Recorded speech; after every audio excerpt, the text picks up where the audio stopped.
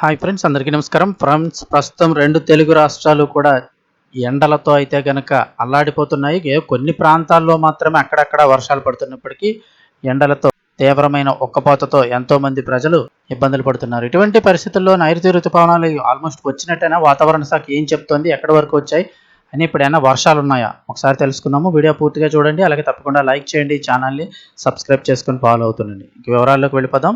నైరుతి ఋతుపవనాలు వచ్చేసినట్టేనా? అసలు వాతావరణ శాఖ ఏం చెప్తోంది? ప్రస్తుతం వర్షాలు ఏంటి పరిస్థితి ఒకసారి తెలుసుకుందాము.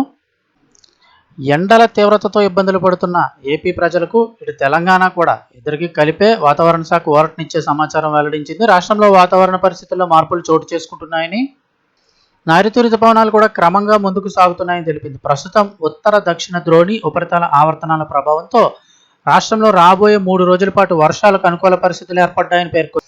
ఉత్తర కోస్తా, ఆంధ్రప్రదేశ్, యానంలో రోజు తేలికపాటి నుంచి మోస్తరు వర్షాలు, ఉరుములతో కూడిన జల్లులు కురిసే అవకాశం ఉందని తెలిపింది. కొన్ని ప్రాంతాల్లో గంటకు 50 నుంచి 60 కిలోమీటర్ల వేగంతో బలమైన గాలులు వీచే అవకాశం ఉందని హెచ్చరించింది.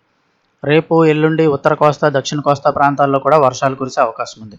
అలాగే రాయలసీమలో కూడా కొన్ని ప్రాంతాల్లో వర్షాలు నమోదయ్యే అవకాశం ఉందని అంచనా వేస్తున్నారు. ఇక నైరుతి ఋతుపవనాల పురోగతిపై కూడా వాతావరణ శాఖ కీలక అప్డేట్ ఇచ్చింది. మే 27 నాటికి అవి అరేబియా సముద్రం, లక్షద్వీప ప్రాంతాలు, బంగాళాఖాతంలోని మరికొన్ని ప్రాంతాలకు కూడా విస్తరించాయని తెలిపింది.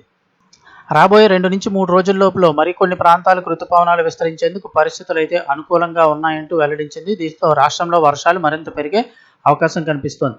ఇటు తెలంగాణలో కూడా కొన్ని ప్రాంతాల్లో అయితే కనుక వర్షాలు పడుతూ ఉన్నాయి. కాస్త వాతావరణం కూడా చల్లబడిందని చెప్తూ ఉన్నారు.